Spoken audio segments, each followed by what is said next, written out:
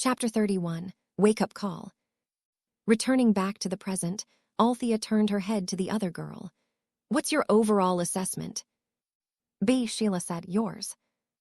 "Mine is above B," Althea answered vaguely, then looked at Fufi, who was forever wagging his tail happily. "What's yours?" The stupid dog just smiled at her with his tongue out. Sigh. In the end, she was just happy this fluffy canine managed to come with her.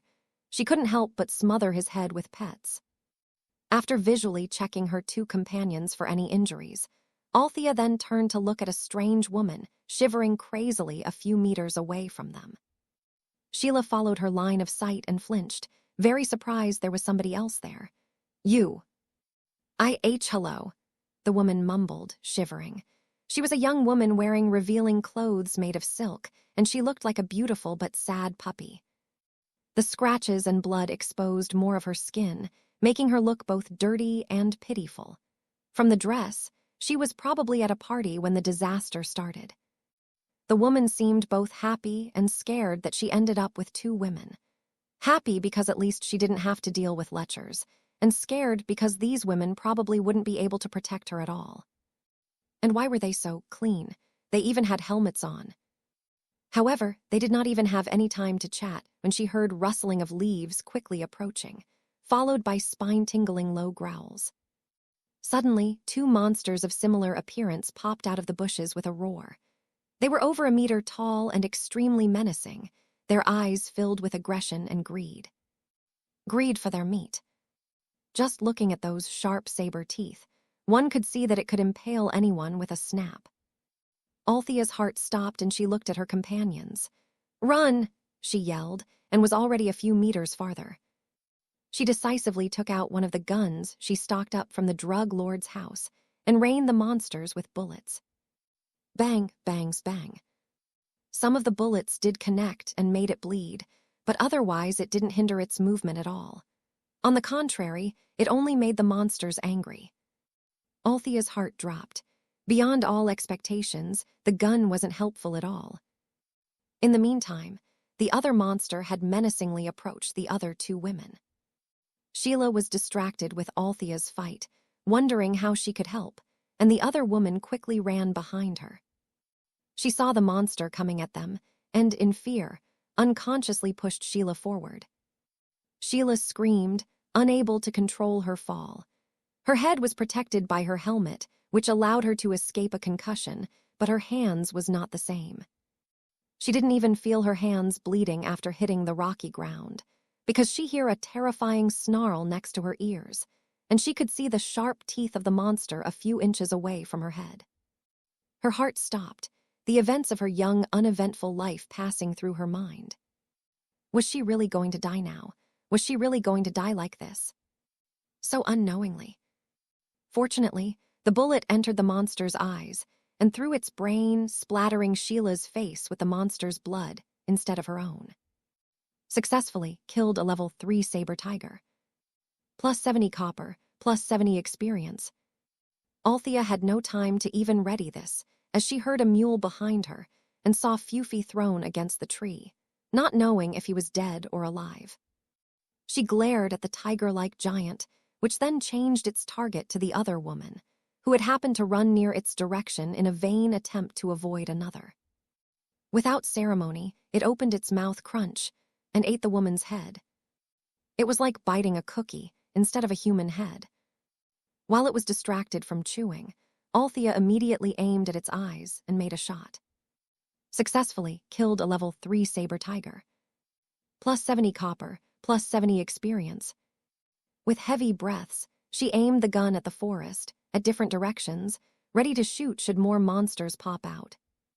Only when she was certain that there was nothing else popping out of the bushes, her legs finally gave way in weakness. She could hear her own heart, and she could no longer hold on to the gun due to her shaking hands. These monsters were far, far stronger than upgraded zombies. Upgraded zombies had killed countless survivors, and these things were even more deadly. Another thing was that, even if they were of the same level, the bodies of these monsters were very different from humans. The guns did not do much on their skins, and only caused damage at very specific and tiny weak spots. On the contrary, she, a human being of the same level, could still be killed. She ran to Fufi as soon as she had enough strength, and was relieved to find that the injuries were relatively minor. Similarly, Sheila only had a scratch due to being pushed down. Althea quickly took out the first aid kit in her space and let Sheila help herself as well as Fufi. As she watched the nurse apply disinfectant to the dog, her mind couldn't help racing. What about the so-called protection period? Or were these monsters already really, relatively weak? A sense of dread washed over her, and she realized she seemed to have been complacent again.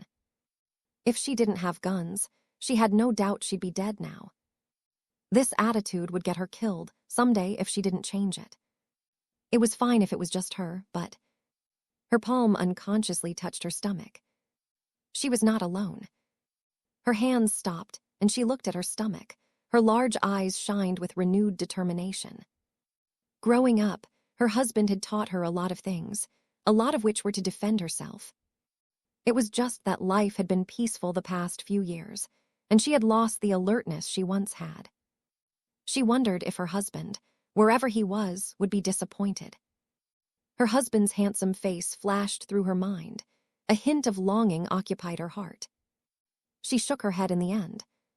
She'd just have to remind herself of the things she should know, so that when she met her husband again, he would be relieved and proud.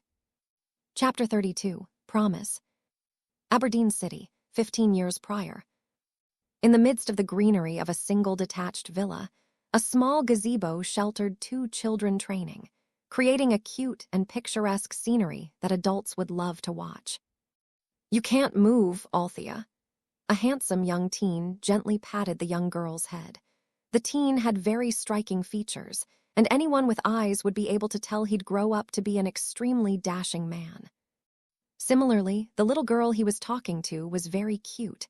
She had springy dark brown hair tied in 2 adorable pigtails combed to the side of her head. She had sparkling green eyes that seemed to reflect all that it saw. At this time, these emerald eyes were sparkling with both innocence and defiance. "But Garen, it's so boring," she said, staring up at the older boy. The young girl was doing or attempting to do a stable horse stance, and she hated every minute of it. The boy's deep cerulean eyes looked down at the 10-year-old girl, who was looking at him and was pouting cutely, her chubby cheeks flushed from sweat. It was melting the teenager's heart. "Ansel is so lucky to have an appointment," she mumbled, crossing her small arms. Gatton sighed. How could he say it was an appointment with a psychologist, specializing in potential PTSD victims? He leaned down and gently patted her head, wiping her cheeks with a clean handkerchief. "I can't be by your side all the time," he said. "You have to be able to protect yourself." Garen, although he was just a junior recruit, had seen how demanding the occupation of a soldier was. But it was his best bet for strength, and thought a little sacrifice of bonding time would be worth it in the future. "Right." Little Althea's cute eyebrows furrowed, looking at him in incomprehension. "Why?" "So we can grow up well and go on more adventures," he told her, knowing of Althea's love for exploring. "You know there's a height limit for doing certain things, right?" "No, I mean, why can't we be together forever?" Garen stared at the little girl, innocent and pure, and he couldn't help but laugh. The young lad embraced the little girl. "We will, of course. It's just that we have to grow up first." She wrapped her arms around him. "Really? Then I want to grow up well." Garen's ocean eyes warmed as he looked at the little girl. "My Althea will definitely grow up well," he said with a certainty. As they grew older, the days before they entered the orphanage became more and more blurred. Now, all he could remember was carrying the baby Althea and holding her tightly, running away from something. Whether it was the dangers in this world or something else, Garen always had the firm and sometimes inexplicable determination to become stronger.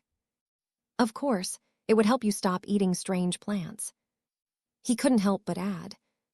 The girl's obsession with plants was extremely disconcerting. The number of times he got in trouble in his part-time jobs as a kid after abandoning work to run to the hospital couldn't be counted in 2 hands anymore. Little Althea pursed her lips, doubting if she could keep this promise. How could Garen, who basically watched her grow from an infant, not know what she was thinking? He gently pinched her cute cheeks. Some plants would make you stop growing. Do you want to be a midget forever? This made her freeze, shiver, and hyped up. No. Then be careful and do your training. This seemed to finally convince her, and she scooted out of his embrace and went back to the boring horse stance. Then if I get stronger, I will protect you, she declared. Maybe I could be like a sailor star. He laughed, but his expression turned a little serious. She was so young. What if she tried to jump at big bullies by herself like that sailor star, a cartoon magic heroine? You can only protect others if you are sure you can protect yourself. She mumbled, shrugging. At this point, she didn't really understand the implications of his warning. I still think Sailor Star is cool, though. Garen smiled helplessly. If you train, you'll be more awesome than her. Little Althea looked at him like he's an idiot. Impossible. Garen grinned, chuckling. Want a bet? Then his smile faltered and his expression turned a bit grim. Althea blinked, a bit confused. Garen realized his gaffe and gently poked her cute nose. But in the end, I will be happy as long as Althea is safe and sound. He then held her chubby cheeks so she would focus on him, expression extremely serious. Promise me that whatever happens, you will take care of yourself. Xenocontinent, present. Althea took a deep breath to calm her nerves before walking to Fufi and gently lifting him up. She turned to Sheila, who was still pale from shock and shaking from the near-death experience. Let's go, she said. We can't be near all this blood. More monsters will come. They were silent for several minutes, absorbing the experience they were inexplicably thrown into. Sheila, who was still shaking, lost her footing many times, significantly slowing down their pace. I'm sorry. Althea sighed and helped her up, feeling that she was still shaking. While she felt pity for her, she really couldn't deal with such a burden. She had taken her in because she needed someone to help with her pregnancy, and she had thought this place could be relatively safer than their zombie-infested planet. She was wrong, very wrong. So, what could she, a pregnant woman with perennially negative stats, do with another burden? Afraid that similar things would happen in the future, Althea decided to vaccinate the girl in advance. Sheila, she said with a somber tone, this is our reality now. I know it's scary, but don't expect me to protect you every time. She patted her stomach. You should know what my priorities are. At this time, that promise she gave him rang the strongest. Because now, not only did she have to take care of herself well, but more importantly, their children. Chapter 33, Growth. Althea turned to continue her way, with Fufi following with his naturally bouncy gait. Whether or not Sheila would gather herself and follow her would no longer be of her concern. Watching her tall back, Sheila's eyes widened with tears in her eyes. However, the feeling of disappointment was soon pushed away by reason. Although she never thought of Althea protecting her, subconsciously, wasn't it what she really thought? Otherwise, why would she be disappointed? Shame. Shame enveloped her whole being, and she felt like crying. It overflowed in her veins to the point of covering up the fear and terror that occupied her emotions a moment prior. Sheila couldn't help but remember the heart-stopping moment where she was sure she was dead. How helpless she was. Thank you for the reminder, she said sincerely, and thank you for saving my life again. Althea nodded, relieved, before turning to continue walking to the opposite direction the monsters were from. On the other hand, Sheila took out the axe in space with a huff. It was her weapon, and they stole it from the hospital emergency supplies, the type used to break glass during emergencies. Although it was heavy, with Althea's help, she had at least reached level 1 before they settled down in the hotel. She could now wave this axe as a weapon, something which she couldn't have been able to lift at all before. They dragged themselves through the lush forests. The smallest trees were several meters high, the taller ones they couldn't even see the top of. The roots were protruding, making it difficult to walk. Fortunately, their balance had also improved along with their physiques. The leaves free falling, covering the ground with a blanket of leaves and humus, so each of their steps made some noise, and they were in constant fear that something would pop out without warning, so quickly that even their enhanced hearing wouldn't be able to adapt. Because her eyes were sharp, and she kept looking for any anomaly around, it was only at this time that Althea realized the difference of the forest they landed in. She looked around her carefully, and her eyes brightened. As someone who dealt with plants, she could say that very, very few of these plants were similar to Terran. Of course, in terms of survival, this wasn't very good, but as someone who hadn't seen a new species for years, this was akin to heaven. However, it was obviously not the time to explore. They continued on their trek until they finally reached a small clearing. However, they had not even reached the area yet when a group of ugly green deer-like creatures with sharp horns appeared on their left. It looked smaller and less dangerous, but she dared not underestimate any creatures from this place. She knew they were technically the invaders, and her humanity didn't allow her to attack because of defensive threats. However, the monsters soon showed signs of aggression, greed, and hunger. The moment they gestured to attack, she immediately took out the gun, which signaled the beginning of a fight. Successfully killed a level 2 Hellion moose. Plus 50 copper, plus 50 experience. Successfully killed a level 2 Hellion moose. Plus 50 copper, plus 50 experience. However, her hits weren't so accurate, and there were plenty of misses. They lost a few equipments along the way. For instance, the helmet she gave to Sheila literally saved her life from what would have been a devastating grip from the monster. They watched as it chewed the helmet to pieces, and Sheila had the vision of it being her head. Cringe. The split second was enough for Althea to fire a shot and finish it off, pulling Sheila back to the present when its blood splattered all over her.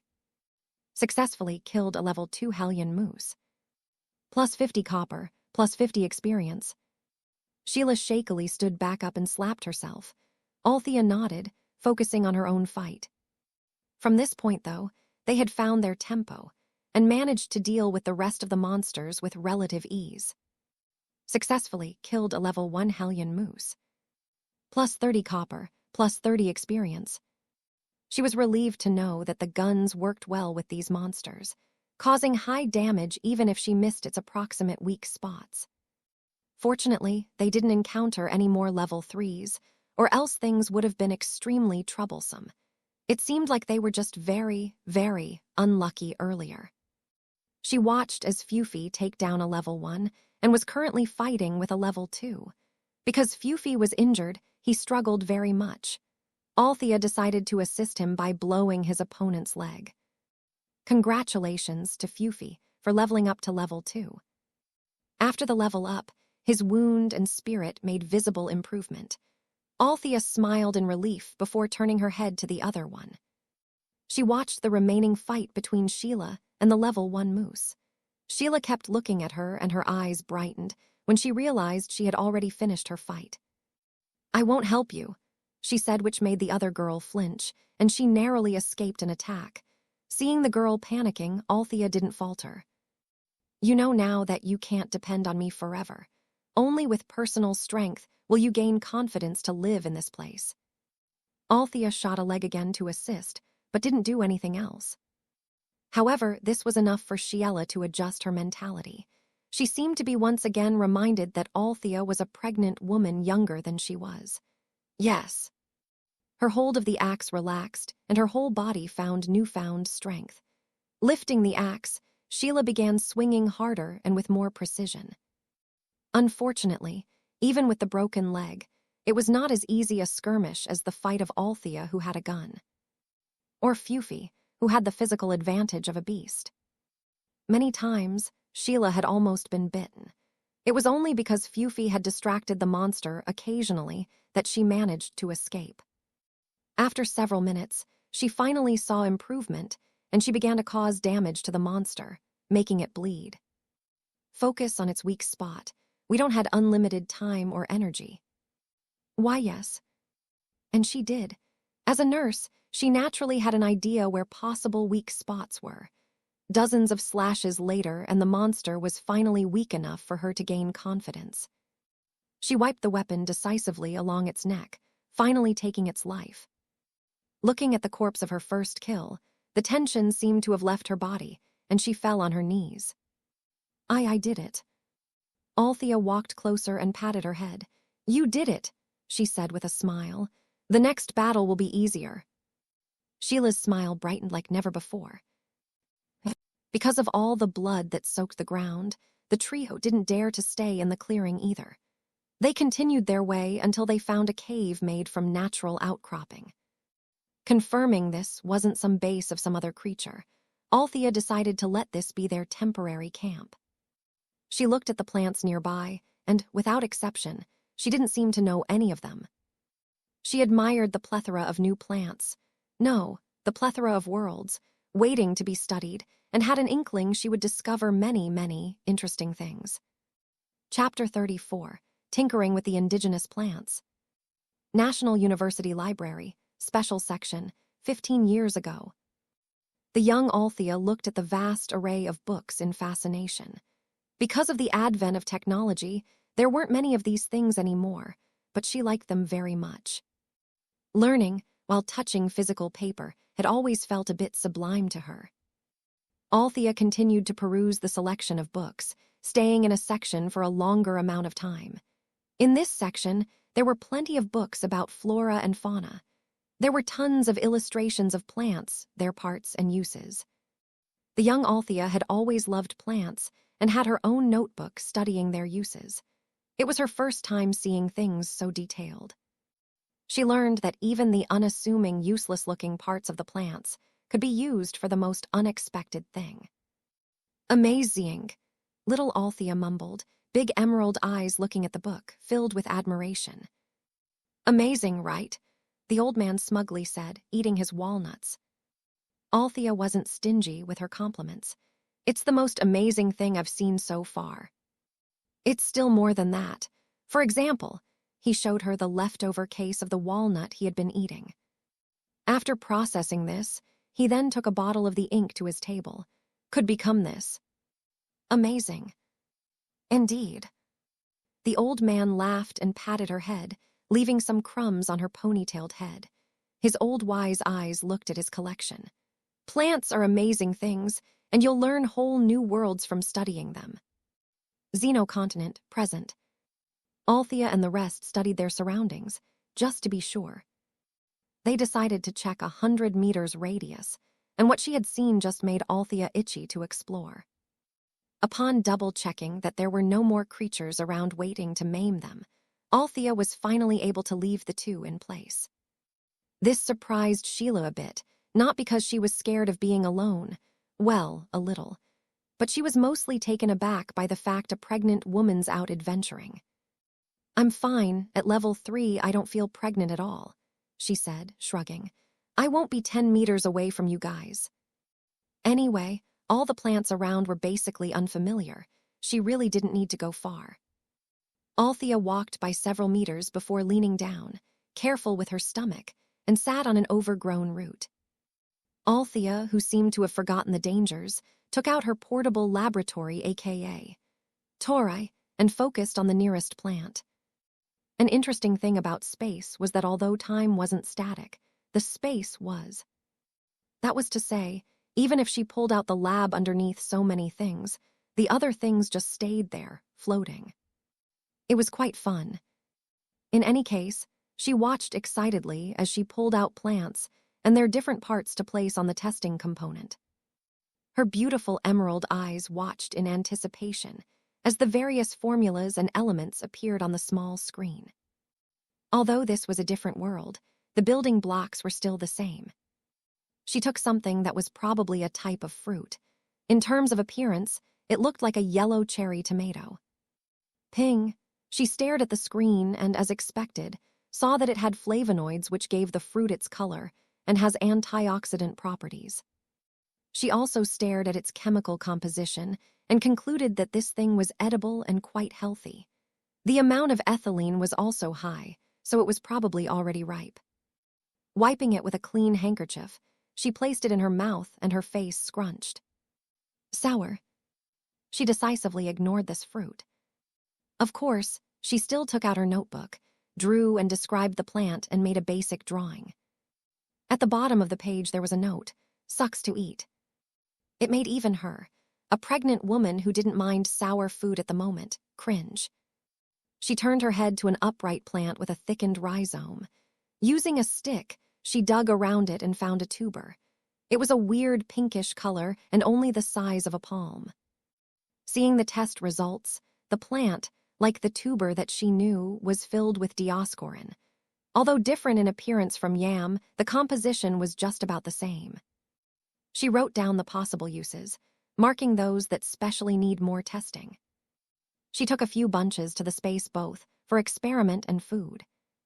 She took note of 4 or 5 more plants, none of which were edible or were particularly interesting, before her sights ended up on a vine crawling on another tree. It was a very thick vine the size of a baby's arm, with purple flowers growing long and swaying with the wind, as if seducing her to come to it. Unable to help herself, Althea took out several leaves and flowers from the plant to check. She smelled, and she was reminded of grapes, her favorite fruit. She almost swallowed it. Almost. Fortunately, she still had the wits not to directly ingest the unknown plant. She stopped herself in time and simply placed it on Tori. She watched with excitement as she waited for the analysis to come out. However, as she stared at the screen and waited, her vision started to blur. She felt weak on her knees and tried to lift herself up, only to realize that her hands couldn't even form a grip, and her whole body fell on the ground. She struggled to turn her head to the screen and stared, finding out that the flower contained heavy amounts of phytotoxins. Poisoned. She was poisoned. There were also 3 types of hallucinogens in there. "My love, I told you not to eat weird things." The familiar heartbroken voice of her husband rang in her ears. She blinked, and tears lined up her eyes as soon as she recognized the voice. She struggled to turn her head to his image. It was definitely a hallucination, but she still wanted to see. He was as handsome as always, with his dark hair like the night sky and striking features. His eyes were deep as the ocean, looking at her with eyes filled with extreme warmth and love, like he always had.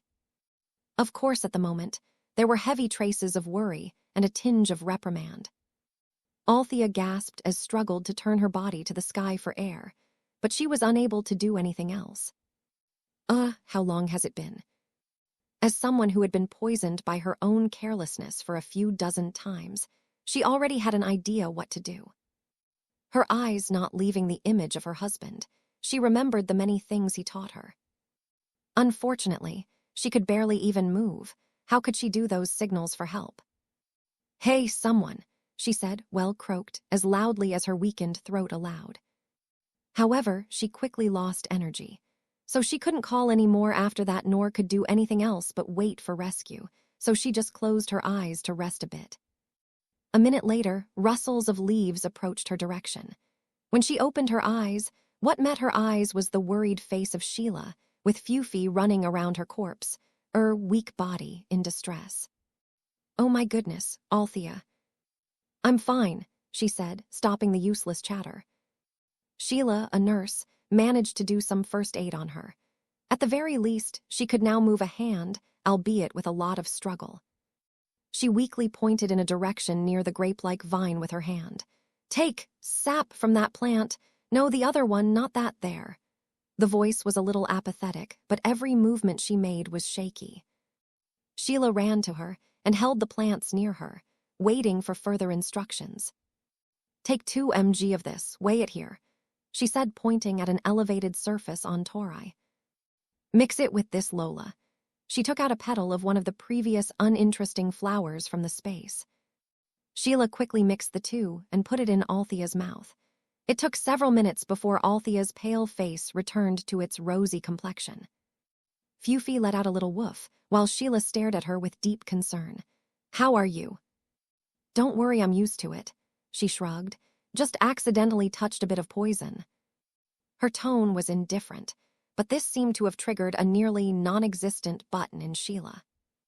Just like that, out of nowhere, the little rabbit turned into a dragon. "Are you an idiot?" the nurse shrieked, making Althea flinch away and rub her ears. Althea gaped at her, not knowing that she had it in her. "Have you forgotten you're pregnant?" Althea paused at this, frowned, and turned her head down to her very heavy stomach. She pursed her lips, feeling very guilty. Her obsession with plants could indeed get a bit pathological. Her best friend once said she'd die of plants someday. She gently patted her stomach, a bit of a coaxing tone in her voice. "I'm sorry, my bobbies, I was not careful enough." She took note of this damned plant, as well as the antidote. Successfully gain new skill. Elementary appraisal D. Elementary appraisal D. Ability to determine all known uses of all things below level 5. Ability to determine nomenclature of all things level 610. Cost 10 mana. New skill. Appraisal. She didn't have to touch a plant, and she would immediately have an idea on what it was for. There could be such a good thing. If eyes could glow, Althea's eyes would have become the sun. Chapter 35, Appraisal Skill. Sheila's thin eyebrows furrowed at the woman's unrepenting look. Was she smiling, after being reprimanded?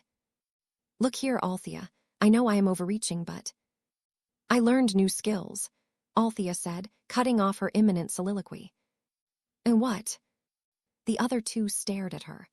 "I can now look at an object, and if they are not too high a level, I can know their names and their known uses." Sheila could still remember how Althea could mix antidotes from plants she had obviously just encountered. With this skill, she didn't have to touch and smell those plants just to check them. This was what relieved her the most. "I reckon learning and doing things well here will let us permanently learn new skills." Sheila couldn't help but cross her arms. "Should I eat that?" She pointed at the hallucinogenic flower and made a rare joke, implying getting poisoned would gain her skills. Althea rolled her eyes. "You can try." Sheila giggled. Anyway, Althea was very, very excited to use her abilities. Sadly, she could only use the appraisal skill not too many times due to the mana consumption. She wondered if it recovered as quickly as the spirit. Thinking of this, she checked how many times she could use a skill. Stats. Name, Althea Witt.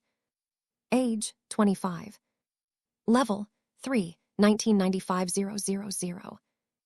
Life, 390-500. Spirit, 400-500 -5%. Physical, 80 -5%. Agility, 77 -20%. Defense, 64 +12. Mana, 300. Physical potential, B. Mental potential. Skills. Active, elementary appraisal D. Passive, none.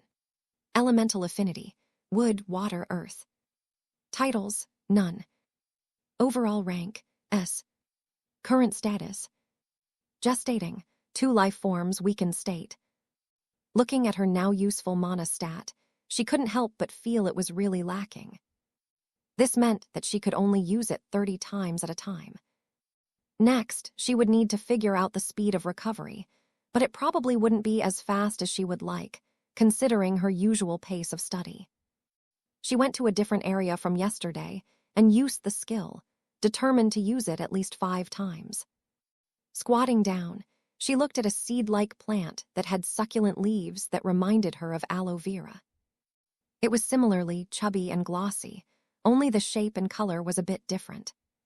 She wanted to slice it to check if it also had that gel inside, but she didn't dare touch anything anymore, even if she had gloves. She immediately spent 10 mana to use her new skill. There was nothing special, no special effects or anything. A text simply appeared above the plant. There was not even a ding sound, although in the long run, if people had more skills, continuous dings in their head would have been distracting. Returning to the item at hand, Althea proceeded on reading the texts, which was written in Terran lingua franca. Gigorgon, LV2. Main ingredient for hemostatic potions, partial ingredient for insect repellent. Her eyes brightened. What a good plant. She quickly tested it with tori and confirmed that it had bioactive compounds like tannins. As for its other known function, judging by the results from tori, it didn't seem to have insect repellent quality on its own, so it was probably used as a binder or something. And finally, as something with bioactive compounds, this should also be very good with food. As for the taste, she couldn't tell yet. She took note to experiment on this. Speaking of which, she decided to study more about cooking so she can have a more intuitive understanding of the everyday use of these plants.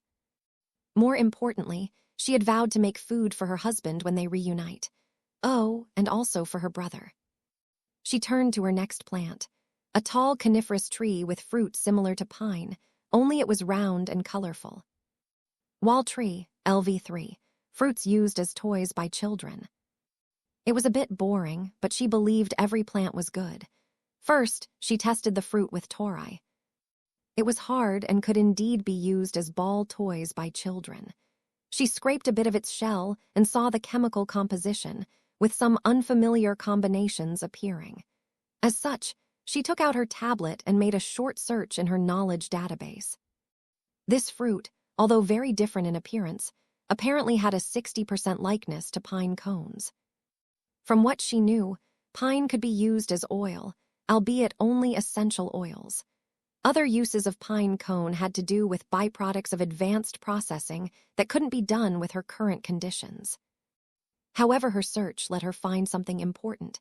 Pine cones could make resin acids. Resin acids equals rosins, probably.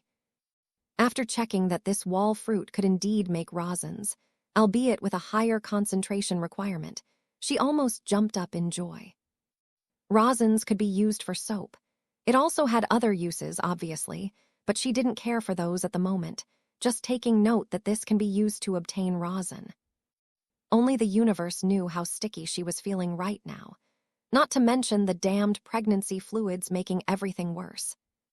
Next, she put her attention to the wood. She used a knife to take a bit of skin and viscous liquid seeped through.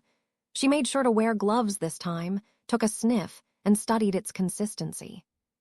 This tree sap is very familiar, she mumbled as she placed a sample in her lab. It took a few seconds more than usual, and her beautiful emerald eyes stayed on the results. A natural polymer. Specifically, a polymer that could make rubber. This thing had elastomeric polymers, a high concentration of it. She took out a bottle with little water left and drank all its remaining content. She wounded the tree and used one of its hard leaves to funnel the sap to the bottle. Her eyes shone as she watched the viscous fluid enter the bottle, drop by drop. All her cells were excited at the discoveries. How long had it been, and she already got a rubber-like substance in this strange new world? Oh, how fun. Chapter 36, Obsessed. As Althea stared at the process with a little obsession, she also mused about the other uses of the compound. This sap could also be used as adhesives. As for what type, she still needed to do some experiments. As for the wood, rubber wood, she read, was very good as furniture. But it had to be treated with harsh conditions, which was not something that could be done with her current conditions. As she took a look at her notebook filled with notes, she felt the purest sense of accomplishment. She continued to peruse through her tablet for more information, though at the back of her mind, she really missed reading paperback books, soon finding out a bit more information about the items. She closed the tablet and placed it back to the space.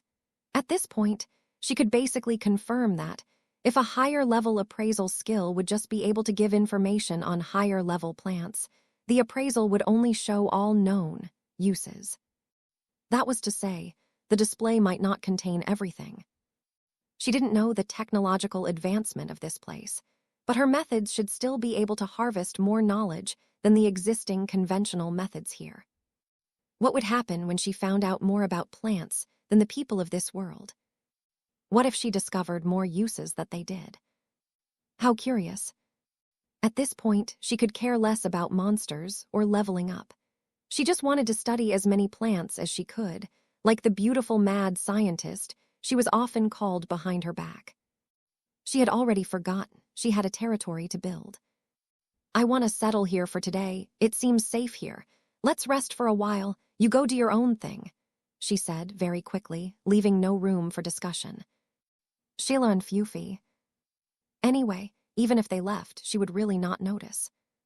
Sheila sighed and just took out some food and outdoor equipment to start cooking a basic meal.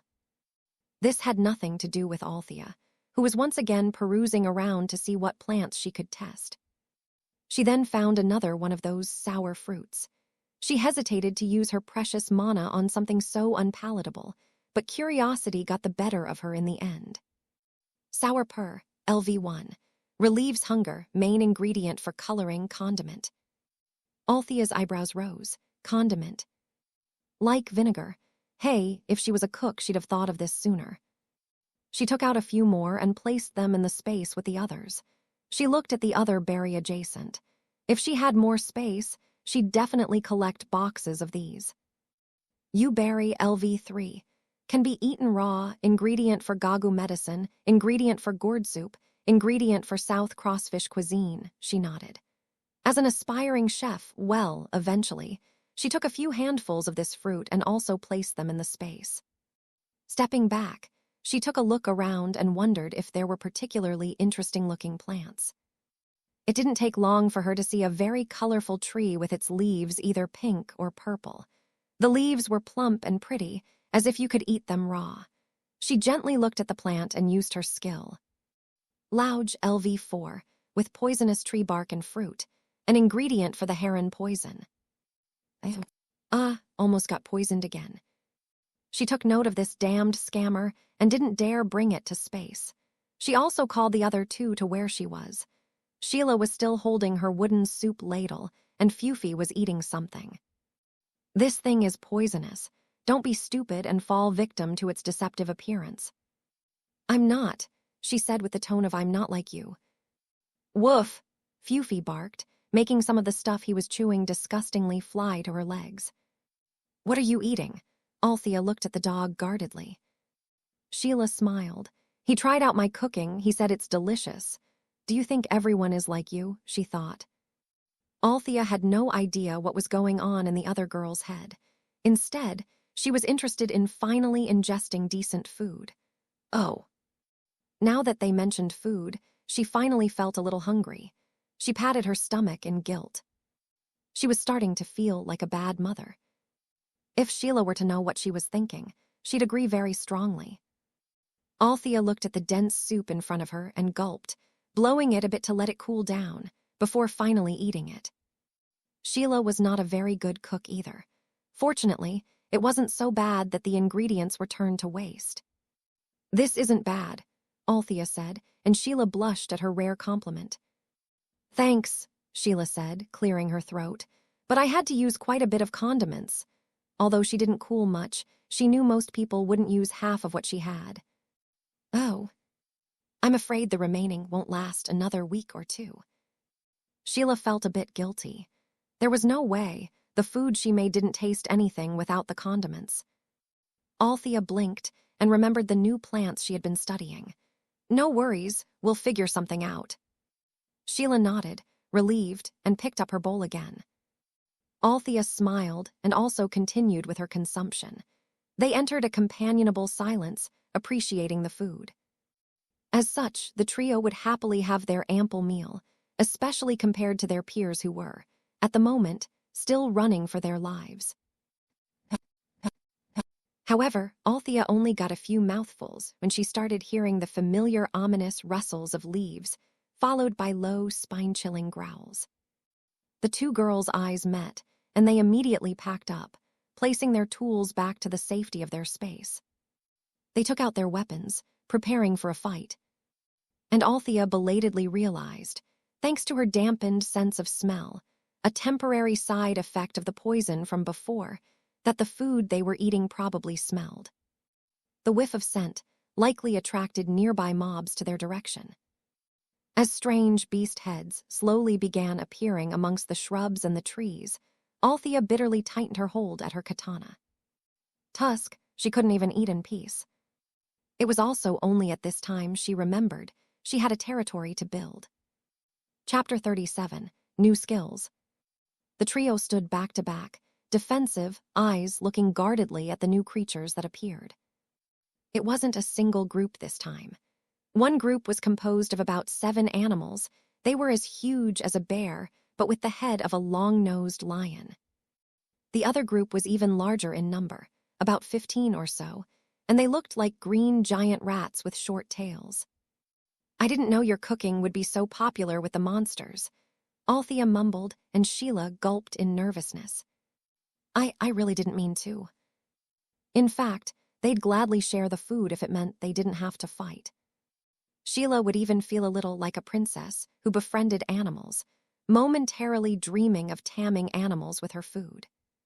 It was just that the monsters here seemed to be bloodthirsty by nature, and even if they were attracted by the soup, their eyes filled with aggressiveness and hunger were directed at them. Also, her soup really wasn't anything special. Althea took out her gun and, as before, didn't give Sheila one. After all, the resource was finite and she didn't want to waste a bullet. Besides, when the bullets were gone and could not be reproduced, learning this skill would be useless. She took out her katana, placing it parallel to her gun. After the first near-death experience, she wasn't naive enough to think no monster would be able to get close to her even if she was holding the gun. In any case, the moment an aggressive monster took a step forward, she would aim and shoot.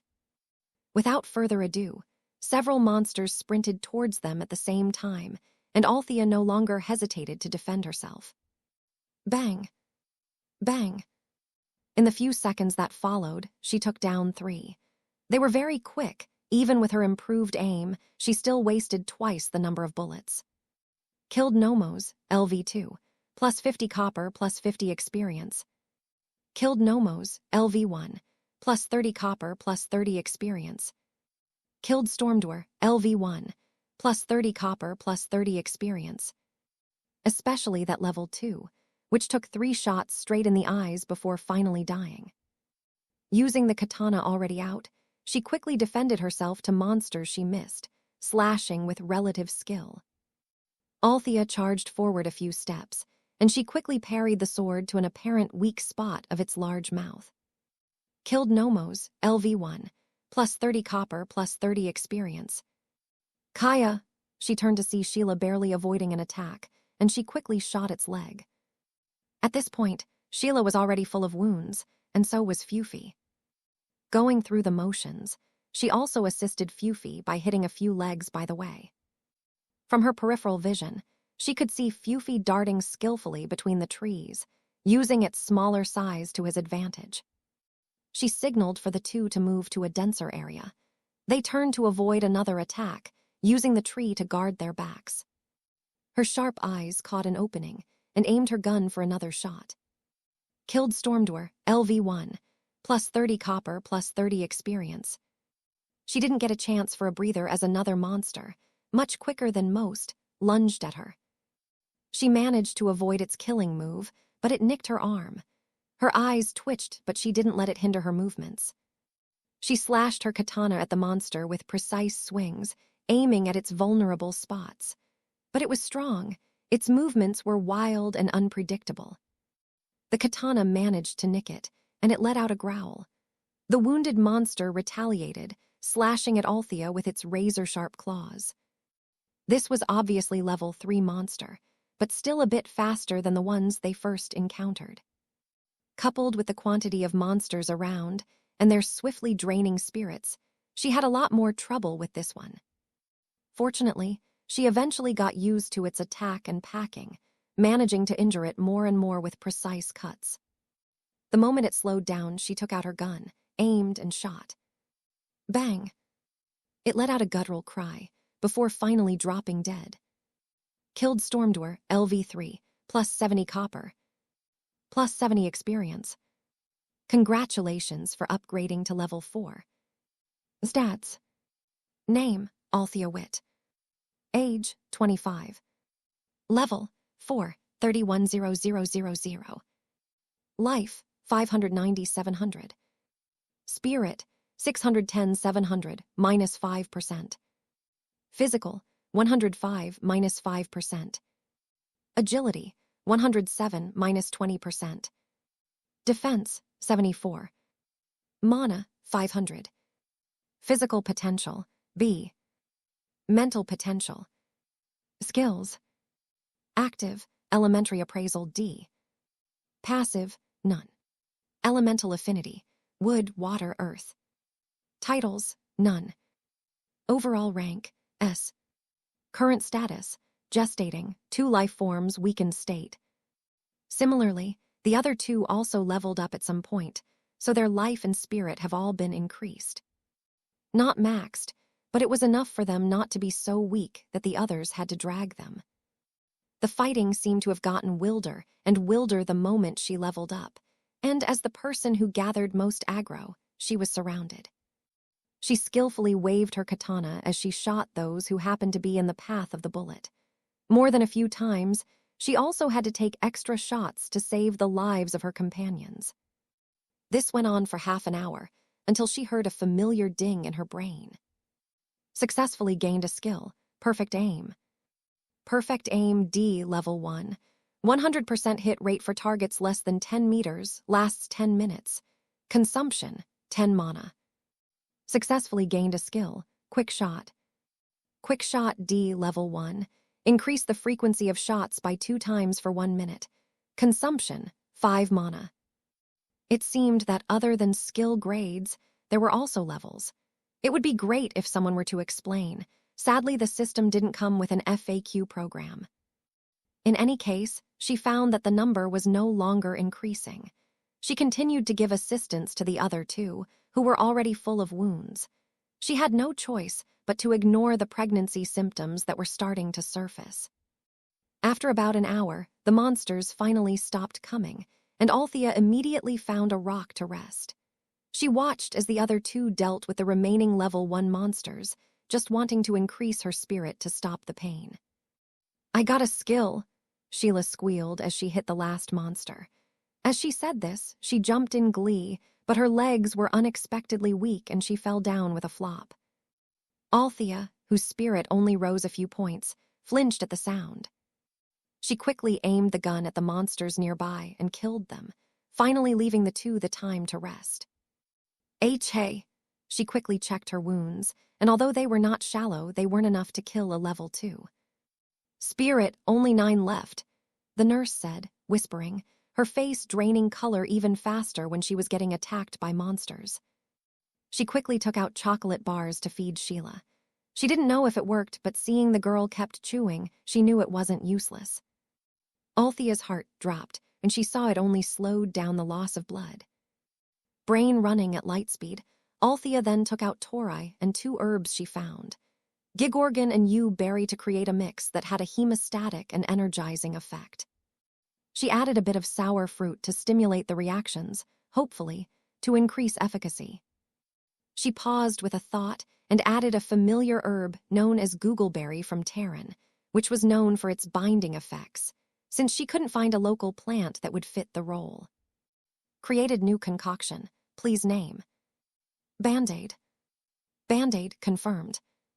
Congratulations for contributing to world knowledge. Gift pack, C.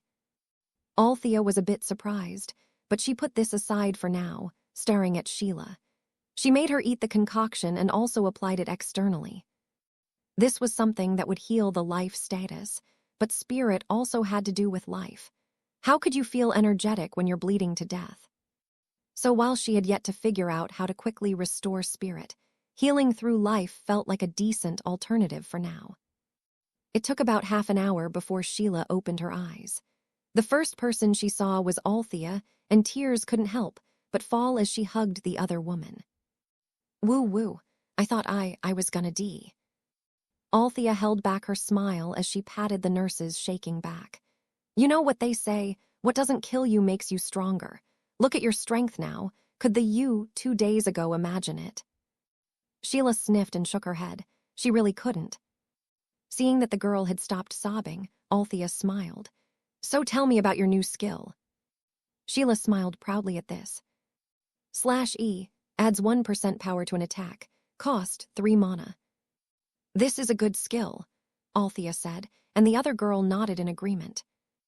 Eventually, I will be able to fight beside you without you having to look back, Sheila said, determined not to hold Althea back.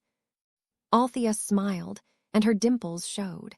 It was so beautiful Sheila couldn't help but stare in admiration. Althea shook her head at the state of her companion, simply patting the girl's shoulder before struggling to get up on her own. Well, I look forward to it. Chapter 38. Another group of survivors.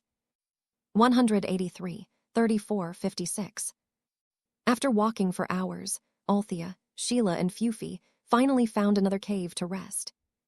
Even if moving was torturous, they had no choice but to change places. The cave they found was a small cave, with an entrance just big enough for them to enter while leaning down. She opened her solar-powered flashlight to ensure there were no surprises before formally setting up camp. Sheila immediately set up their cooking tools and made a fire to cook another meal, but this time they covered the cave opening with mats. They also chose food with a mild smell to be safe. Fufi laid down next to the pot, while Althea sat down against the wall thinking of their way there. The system had actually given them a map for reference, but the only places available were places that the person himself had stepped on. She had taken note of the features she had seen from afar and made some calculations about their distances, placing digital notes on the map for recording. Along the way, she tried to look for signs of a decent water source, but she didn't have much luck regarding it. A good territory should have a good, stable water source, preferably one that could be used for other things like trade. However, any source of fresh water was acceptable to her. Her trance was interrupted some time later when Sheila called for her. "The food is ready," Sheila said, making sure the solar lamp was stable next to them as they ate. After finally getting to eat their fill, the trio took out their sleeping bags and prepared to sleep. Althea was thoughtful and placed some manual alarm system in front of the cave. The mouth of the cave was very narrow, and it was very easy to place one so that no one needed to stay up in vigil. It was actually not that dark yet, but they were used to the 24-hour-a-day cycle, and they needed time to adjust. Not to mention they had fought so much, it was no wonder they felt heavy as lead. They slept so soundly that they barely even noticed it had started raining. They had starkly different conditions than the other people who came with them. Ansel and Tom shivered in the cold, and in fear as they squeezed themselves in a hollow tree trunk. The two of them were in incredibly sorry states. Fortunately, the rain covered up their scents so that the monsters didn't go after them. "What do you think happened to the others?" Tom asked with that demure voice of his. When they were teleported here, there were over 30 people in the vicinity. Unfortunately, so many people attracted a large group of monsters. Those monsters were really strong. The weakest ones were more difficult to deal with than a number of upgraded zombies attacking together. They didn't even get a chance to adjust from the transport, and they were quickly reduced by half. "Most of them are dead, probably," Ansel shrugged, "but anyone who survived that long in the city would have some sort of skill." He still remembered among the 10 people, 2 people were policemen, 1 was in a gang, and another was mysterious, but he could tell he was pretty strong. He smelled like a soldier, probably a veteran. In the end, he was still more worried about a certain pregnant woman. A lot of things happened during his travel to Z City, and he only made it to a few stations before he was teleported out. His eyes twitched when he recalled the huge amount of zombies and upgraded zombies that flowed in the train car when it stopped at those damned stations. However, seeing that Tom was with him the first time they transferred, although he was not sure how the survivors were distributed, it could mean that the distance between places could have been compressed. This meant that perhaps Althea was closer to him than he originally thought. This made him feel energized, that his spirit actually increased by a point. In contrast to Ansel's relatively better mood, Tom was very depressed. He was clearly almost in his brother's house. But there was no sign of him among the 30 people they transferred with. What is this place?" Tom asked, pale as a ghost. Not only was he shivering from being wet in the rain, the image of people being eaten alive was still fresh in his memory. It was horrifying. It was even worse than the horror movies his nieces forced him to watch. When they found out they were getting taken away from the world filled with zombies, he had a faint hope in his heart. At the time, they naively thought, would they finally escape the hell Terran had become? Would they finally find peace again? Who'd have known they would face bigger opponents instead? Was the protection period a lie? He couldn't help but voice out, still shivering from the cold. Probably not, Ansel responded almost immediately. The system probably wouldn't bother to lie about such a little thing. It means that in their standard, this is indeed the protection period. Tom's bushy face turned grimmer. Such an environment. How many of us Terranians would be left in the end? At this, Ansel didn't have any answer. Terran was a peaceful planet. The period of wars had long passed, and most people didn't have access to brutality outside movies. Such people, how many will survive this world of strong eat weak? Tom felt like crying. The sight of his friends and family turning into zombies wasn't enough. Now he had to watch those few people who survived die in the mouths of weird monsters. They couldn't even have the luxury to die in their homeland. Becoming a zombie would have been a better option for those people. Ansel was also a bit emotional, but he was more bothered by the fact that he was squeezed in this tree with a smelly man. He couldn't help but push his face away in disgust. "Your damned beard is poking me." Sorry. Ansel wanted to go out and fight monsters rather than stay in this awkward position. At least he'd get experience. He could feel his spirit dwindling at the moment when he was not even fighting. Awkwardness abounded for a few hours, until the rain finally ended. They both heaved out such a heavy sigh that it would look like they didn't take a breath inside at all. They took out their weapons as they squeezed out of the tree. Ansel's weapon was a bolo, while Tom's was an axe. They obtained cold weapons on the way to the station. They swept many of the weapons there. It was just that the previous attack destroyed most of their weapons, and now they only had a handful left on hand. They traveled to the direction where their previous companions ran to, soon encountering some monsters who attacked at the smell of them. Because they no longer had guns, it took them longer to take out the monsters. However, it was notable that they had become used to the speed and strength of the monsters and didn't struggle as before. At worst, they would get nicked and get a few wounds, but their lives were intact, and that alone was something to appreciate. Back to back, the duo used their familiar dynamic from dealing with zombies to these new monsters.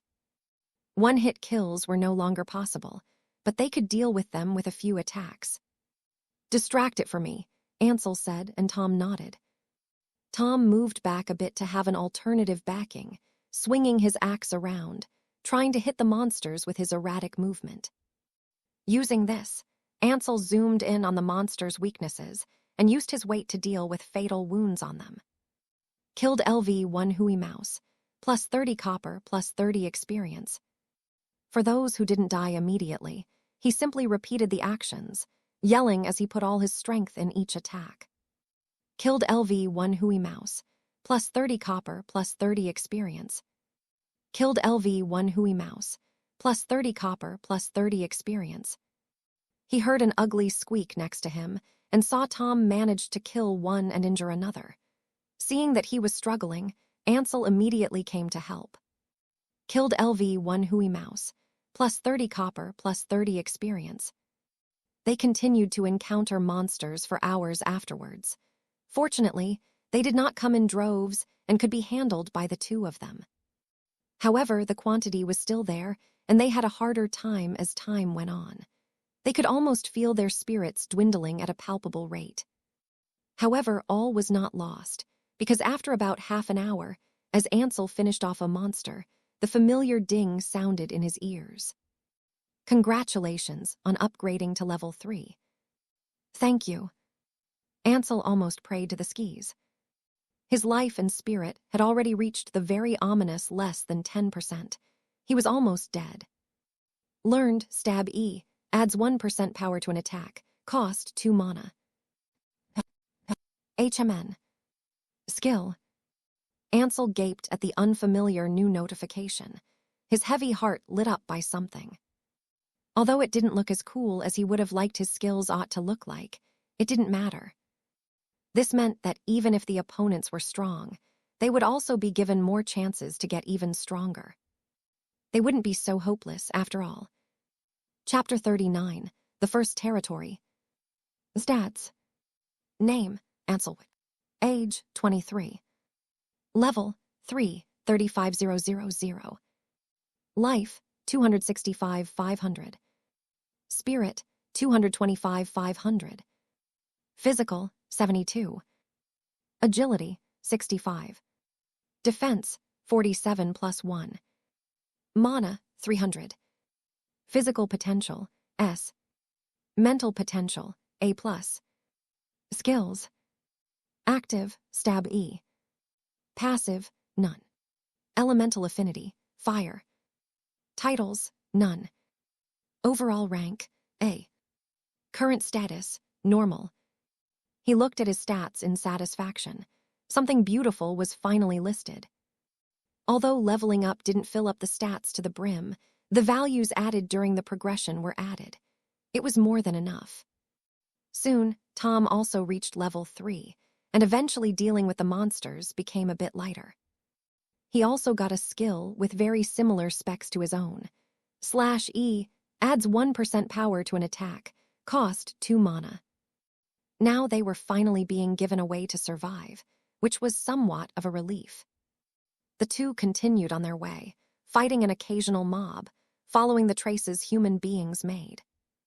Although these traces were a bit gruesome, mostly blood, they were traces nevertheless. Things went relatively smoothly, until they saw an arm appearing to reach out to them from behind the bushes. Tom flinched in surprise and was quick to give a helping hand. He used a good part of his strength to pull up the person.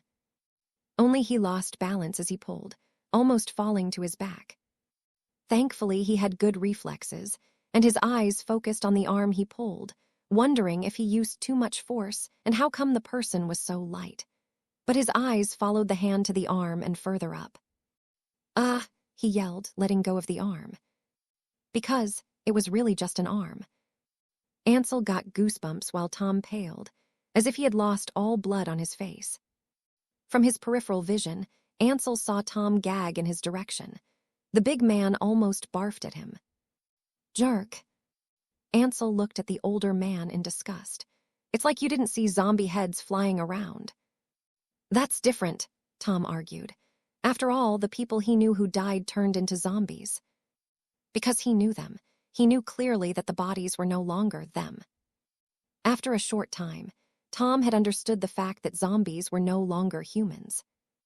More than anything, killing them was liberation to his friends and family. Joking aside, Ansel's guard went up several notches at the sight of the severed arm. It didn't take long for them to see more and more body parts, likely from different people. There was even a small foot, clearly belonging to a small child. The two silently continued to walk until they finally saw the huge body of a monster, but its attention was on the body it was mauling. The poor person was a woman, or it was, not counting the severed arms, half-bitten face, and overflowing innards. Looking closer, they realized that it was an acquaintance. It was one of the people who teleported with them. This time Tom really puked. Fortunately, it was in the bushes. The smell seemed to have alerted the monster, and it turned its ugly head in their direction. Growling, it quickly sprinted and opened its mouth to eat the fresh meat. Use stab D, -2 mana. Use stab D, -2 mana. Use stab D, -2 mana. Killed Sabermouth, LV1, plus 30 experience, plus 30 copper. Tom was pulled to the present when he saw the body of the monster fall in front of him. He realized his gaffe and quickly wiped his mouth with his shirt before apologizing. "Sorry." Ansel ignored him and walked closer to the dismembered woman. "Help her out," he said, asking Tom to do the dirty work. He called it training. They quickly buried the body next to where she was found and added a stick to mark her grave, placing the bracelet on the separated arm on top. They bowed a little, giving the respect they could give to someone they hadn't even talked to, but a fellowman nevertheless. They continued to walk forward, heading to where the woman was headed, hopping to meet up with other survivors. Eventually, they heard the familiar sound of a scuffle and roars. They walked over to see the familiar movement of using the empty gun as a hammer. Ansel couldn't help but give Tom a sideways look. Tom only had a questioning look on his face in response. It was the two policemen and a little girl, who they knew was the daughter of the older policeman. Obviously, like them, the bullets have already run out. The two policemen were already full of wounds and drenched in blood and sweat. The little girl was only a bit better, but it was obvious that she had been protected very well. Tom and Ansel looked at each other for a moment, nodding, knowing what to do next without speaking. The two of them ran out to help and dealt with the remaining monsters. "Thank you," the younger one said. He was called Artie, and he had just entered the force a month prior. "You really saved us. My life is less than 20% now." "No problem. We're brothers after all," Tom said, friendly as always. The older policeman, Bruce, also nodded in gratitude before kneeling down to comfort his daughter. Artie smiled and looked at the gun in his hand. "Such a pity. They do have a few batons stocked, but that was it. Not to mention these guns protected their lives and let them come so far. You can sell it to the system as special metal. It's not much, but it's something," Ansel said. They were surprised this could be done. "Just take it out and put it in the space again, but with the will to sell." He watched as the two men followed instructions, and they looked at him in gratitude again. "Thanks." It's getting really dark. They didn't have any lighting apparatus other than their phones. Who knew what monsters were like at this time? The man looked at his shivering daughter in heartbreak. "We need to find a safe haven," he said, feeling heavy and incredibly sorry for his poor daughter. Everyone agreed, albeit it was mostly pity for their own skins. The group then continued their way, hopping to find a trekking path to follow. Although they didn't actually find one, they did see a stone fence. Everyone looked at each other with bright eyes and followed the fence. After several minutes of running, panting heavily, they eventually reached the gate. "You have entered the territory of Bright Village. Please pay entry fees within 15 minutes. 10 copper coins for daily visitor pass, 500 copper for temporary residence, valid for 1 month, and 10 gold for permanent residency." Bright Village. A safe haven. Their eyes were bright as they entered, meeting the eyes of the imposing guards. The guards only nodded at them and focused on the task at hand, ignoring them. Ansel couldn't help but take a second look at the men. They had an ominous aura around them. It was obvious they had seen a lot of blood, likely even before the disaster happened. Their arrival seemed to have alarmed the people inside. Walking a bit deeper, they soon encountered more people. The group of people in proud postures went to greet them. A fat one with a greasy face stepped forward. "Welcome to our bright territory. My name is Goo, and this is the lord of this area, Sir Mitchell," he said and stared at them, and frowned when they only greeted with a polite nod. It was as if he was expecting them to prostrate themselves. They naturally did not, and it turned the fat guy's face darker. "You." "It's fine." It was a young man in his late 20s. He had a clean, inviolable aura around him that made people let down their guards. "My name is Mitchell Birdie," he said. "I am the lord of this territory." Lord? Someone actually owned a territory. How? Despite the many questions in their heads, the group of them nodded out of politeness. The policeman even looked odd, and the young man smiled in response. "I am one of the few people who luckily received something called a Lord token that allows us to build our own territory," he said, calmly introducing his situation to them. Although Ansel had a little dislike towards the guy, he had to laud him for being patient enough to explain, considering his status. "I am also the first Terran to create his own territory. I received rewards that would definitely let us be in an advantageous position. Ansel's eyebrows rose in interest. First, there would be safe havens that could be created by Terrans, and now there seemed to be a reward system. On the other hand, the policemen were more vocal in their interest. What reward? If you can tell, of course. Mitchell smiled. No problem. I was awarded level 2 fences, which will definitely be difficult to obtain normally. The group looked at each other in relief. This was indeed good. After all, this man saved up huge amounts of gold, which could be used to improve the lives of those inside.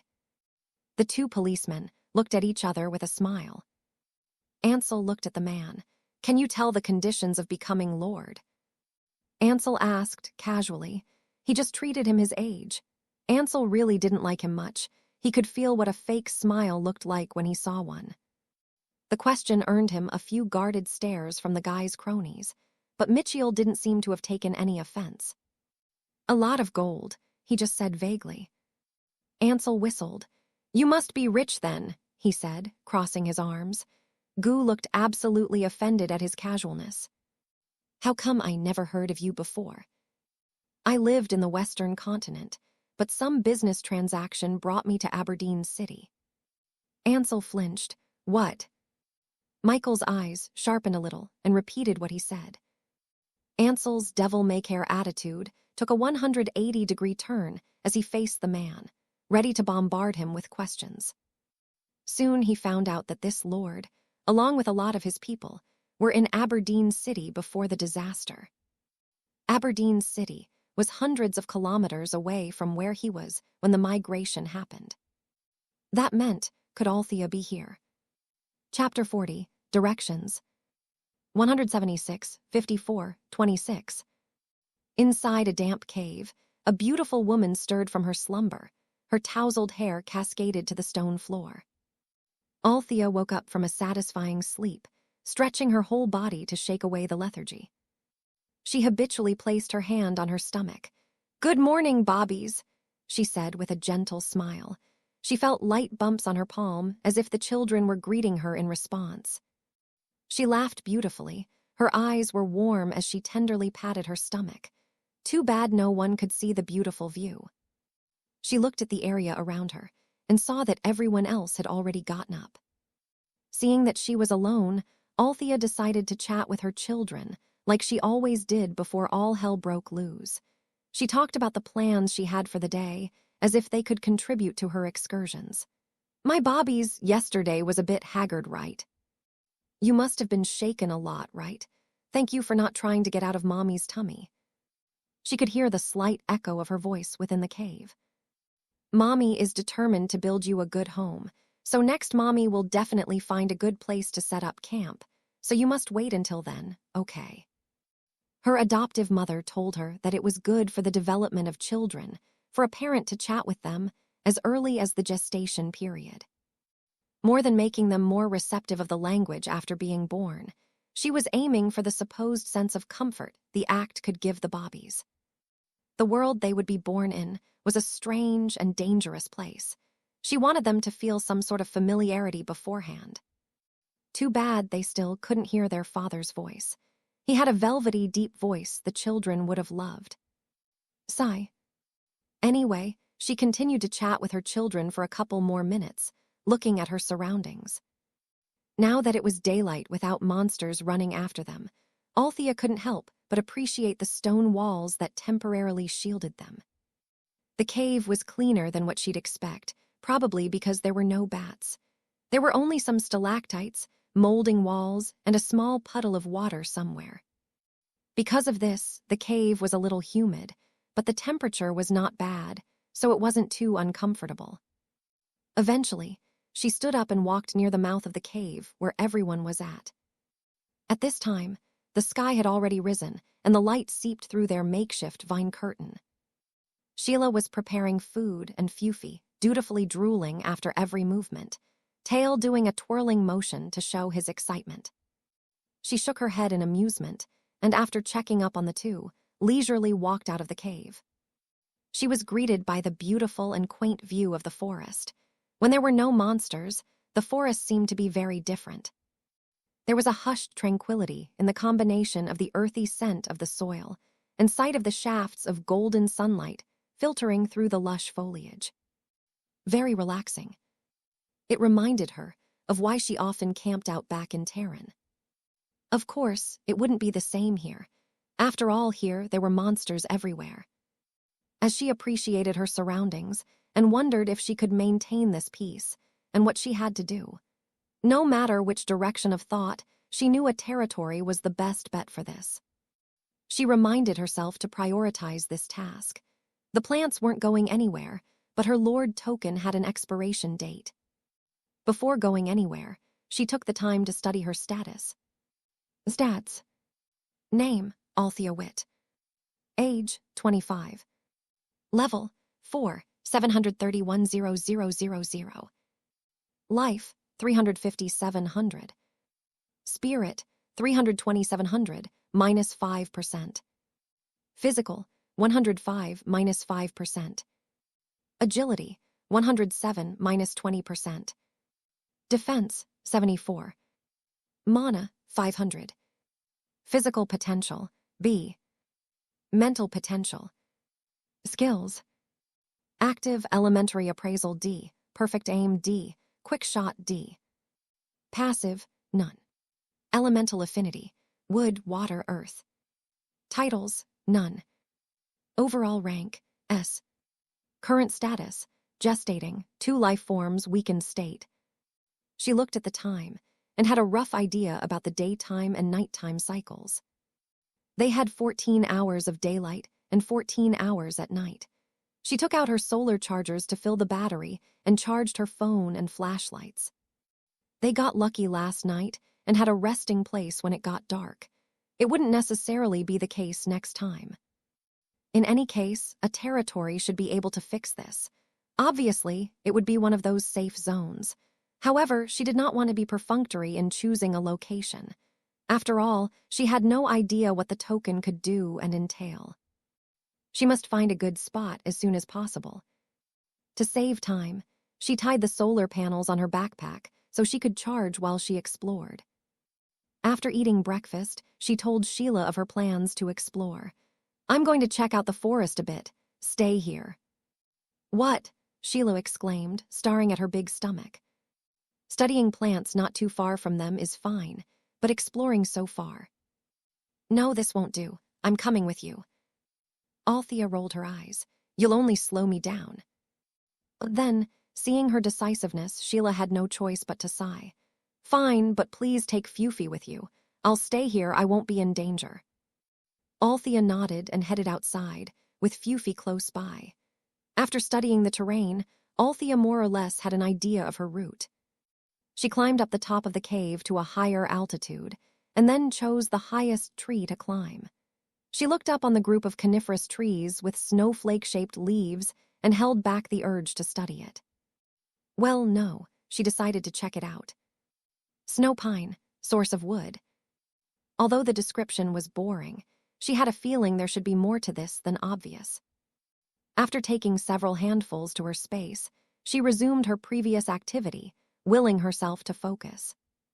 With skill, she used the trunk of one tree to climb up the next one, until she got to the highest point, easily 20 meters above the ground. Fufy was having fun chasing after her on the ground, jumping over the extensive roots and shrubs. He also took care of mobs, which were mostly level 1. Their quantity was small, so although it was a bit troublesome for him, he really could handle them by himself. It was a group of rat-like critters, but much uglier. They were attracted by Fufy's careless and noisy pass-through of shrubs. There were about 7 of them, about to attack at the same time. Afraid Fufy might get injured, Althea decided to help him out a bit. From the tree, she took aim to kill the leader and half of the cronies, and let Fufy deal with the rest. Killed Hui Rat, LV2, plus 50 experience, plus 50 copper. Killed Hui Rat, LV1, plus 30 experience, plus 30 copper. Killed Hui Rat, LV1, plus 30 experience, plus 30 copper. After dealing with the monsters, she didn't encounter them anymore after that. After she expressly told Fufy to learn to move with a bit more stealth, damn it, she resumed traveling from tree to tree. She was called Little Monkey by her husband when they were children, developed by her love for fruits and leaves.